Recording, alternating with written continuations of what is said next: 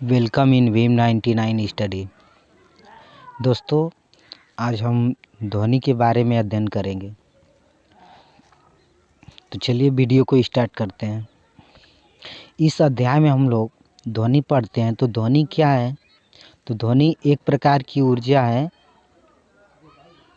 जो तरंग के रूप में संचरित होती है। ध्वनि एक प्रकार की ऊर्जा है जो तरंग के रूप में संचरित होती है, अर्थात ध्वनि जो चलती है तरंग के रूप में चलती है। ध्वनि एक प्रकार की ऊर्जा है जो तरंग के रूप में संचरित होती है।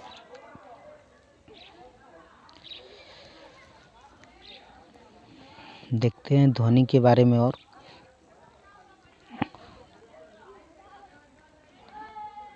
तो ध्वनि हमारे कानों में श्रवण का संवेदन उत्पन्न करती है। जो ध्वनि होती है हमारे कानों में श्रवण का संवेदन उत्पन्न करती है, अर्थात ध्वनि को हम कान के माध्यम से सुन सकते हैं। दूसरा पॉइंट है, ध्वनि ऊर्जा का एक रूप है जिससे हम सुन सकते हैं। ध्वनि ऊर्जा का एक रूप है जिससे हम सुन सकते हैं। तीसरा पॉइंट है, ऊर्जा संरक्षण का नियम ध्वनि पर भी लागू होता है। तो जो ऊर्जा का संरक्षण का नियम है कि ऊर्जा को न तो नष्ट किया जा सकता है और ना तो उत्पन्न किया जा सकता है, अर्थात ऊर्जा को एक रूप से दूसरे रूप में रूपांतरित किया जाता है। तो ये ऊर्जा संरक्षण का नियम है और यह ध्वनि पर भी लागू होता है। चौथा पॉइंट है, ध्वनि का संचरण तरंगों के रूप में होता है। तो ध्वनि जब भी चलती है तो तरंग के रूप में संचरित होती है। अब हम देखते हैं कि ध्वनि का उत्पादन कहाँ से होता है, कैसे ध्वनि उत्पन्न होती है। तो ध्वनि उत्पन्न होने के लिए कंपन होना आवश्यक है, अर्थात ध्वनि तब पैदा होती है जब वस्तु कंपन करती है या कंपमान वस्तुओं से ध्वनि पैदा होती है। जब कंपन होगा तब जा कर के ध्वनि उत्पन्न होगी। तो जैसे कि किसी वस्तु में कंपन होगा तभी जा कर के ध्वनि उत्पन्न हो सकती है।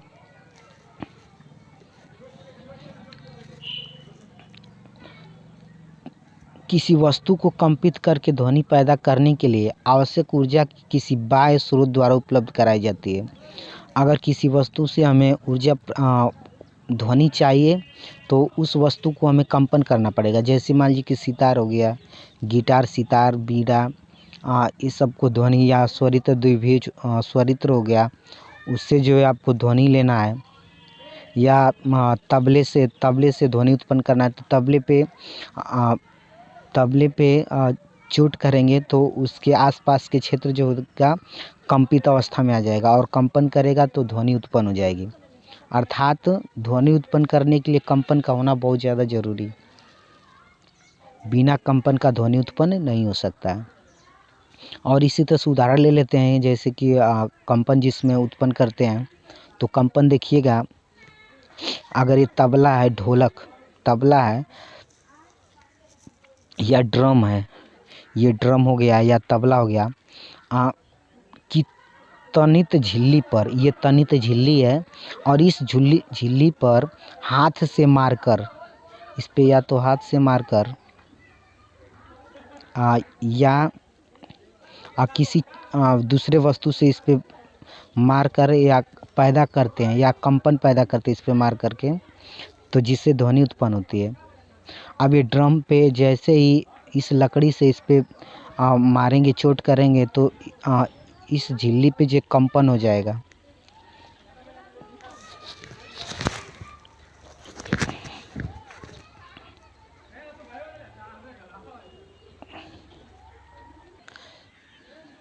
यदि प्रयोगशाला में कंपन स्वरित्र द्विभुज से उत्पन्न करते हैं, अगर प्रयोगशाला में हमको कंपन उत्पन्न करना है तो स्वरित्र द्विभुज द्वारा कंपन उत्पन्न किया जा सकता है।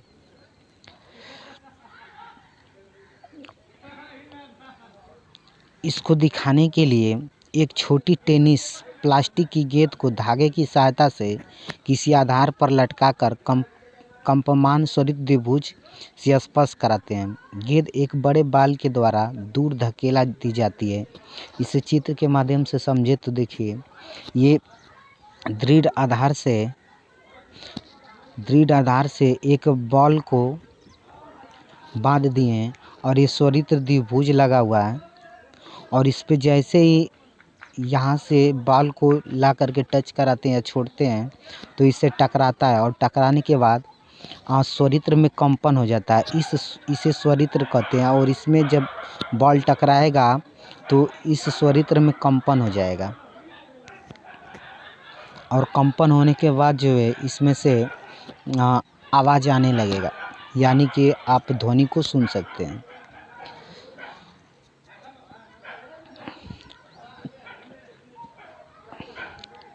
कंपन उत्पन्न निम्नलिखित तरीके से होता है। अगर कंपन करते हुए तंतु से, जैसे कि सितार में जब तंतु आपस में कंपन करते हैं तो इससे ध्वनि उत्पन्न होती है।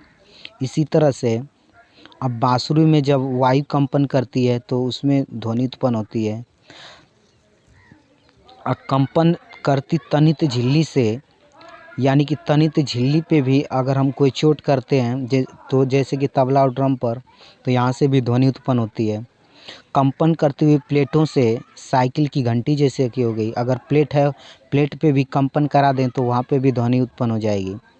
वस्तुओं के घर्षण से कंपन होता है, जैसे कि वायु जब आपस में वायु टकराती है तो साँ साँ की आवाज़ चलती है। वस्तुओं को खुरच कर या रगड़ कर भी उस पर कंपन उत्पन्न किया जा सकता है,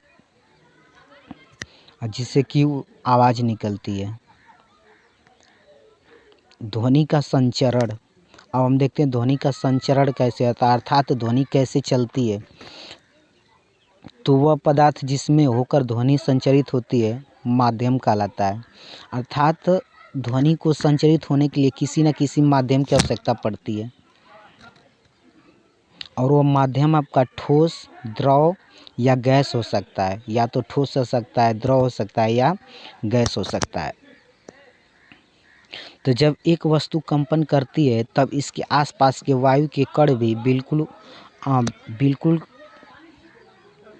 वस्तु की तरह कंपित करते हैं और अपनी संतुलित अवस्था से विस्थापित हो जाते हैं। अर्थात यदि एक ड्रम ले लें हम, तो तनित ड्रम पे अगर हम कंपन करें तो इसके आसपास के जो क्षेत्र होंगे वो भी कंपित अवस्था में आ जाएंगे। अर्थात वायु के कण भी कंपित हो सकते हैं। एक कंपन वायु के कण अपने आसपास के वायु के कणों पर बल लगाते हैं, अतः वे कण भी अपनी विरामावस्था से विस्थापित होकर कंपन करने लगते हैं। यह प्रक्रिया माध्यम में तब तक चलती रहती है जब तक ध्वनि हमारे कानों में नहीं पहुंच जाती। तो अगर किसी माध्यम के द्वारा अगर ध्वनि हमारे कानों तक आती है, यानी कि हवा के माध्यम से ध्वनि हमारे कान तक आती है और हमारे कान में आ जाती है, इसके बाद ध्वनि आगे बढ़ जाती है। ध्वनि द्वारा उत्पन्न विक्षोभ माध्यम से होकर गति करता है।